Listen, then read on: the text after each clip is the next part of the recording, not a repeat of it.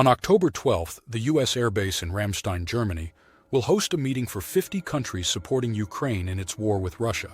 Ukraine President Volodymyr Zelensky is expected to release the details of his Ukraine Victory Plan, which has been presented to several Western leaders. However, unnamed officials have expressed disappointment in the plan's current form, stating that it lacks a clear path to victory or peace.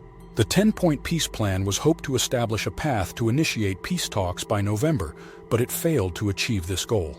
The plan proposes a strategy to conclude the conflict before the incoming U.S. president's term begins in January, which is absurd and undermines the original plan to initiate peace talks in November.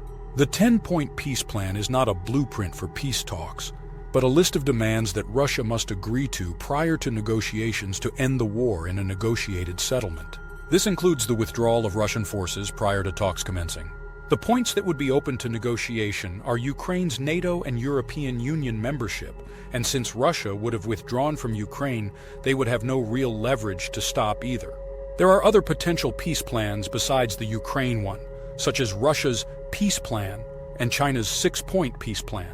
Zelensky called the plan destructive and a political statement, complaining that Ukraine was not included in the peace proposal process.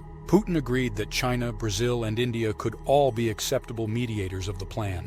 Russia and Ukraine are urged to refrain from expanding the battlefield, escalating fighting, or engaging in provocation. They are also called for a return to direct dialogue and a push for de-escalation until a ceasefire is achieved.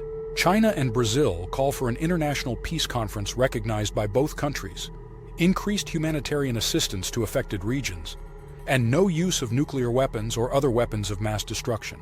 The African Peace Plan includes South Africa, Egypt, Senegal, Democratic Republic of the Congo, Comoros, Zambia, and Uganda also had a peace plan built around food security.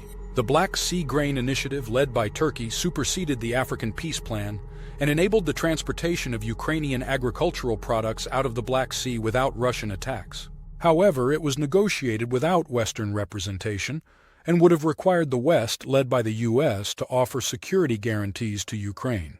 The likelihood of the West participating in peace talks has increased compared to 2022. Turkish President Erdogan has maintained favorable relations with both Russia and Ukraine even during the war. Russia has rejected the idea of Turkey mediating peace talks to end the war. But this is a non-factor, as the European Union, the United States, and NATO would not want Turkey to lead the talks.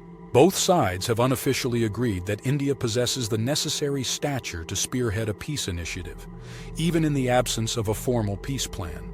The U.S. election will provide answers to some open questions about the direction of peace talks.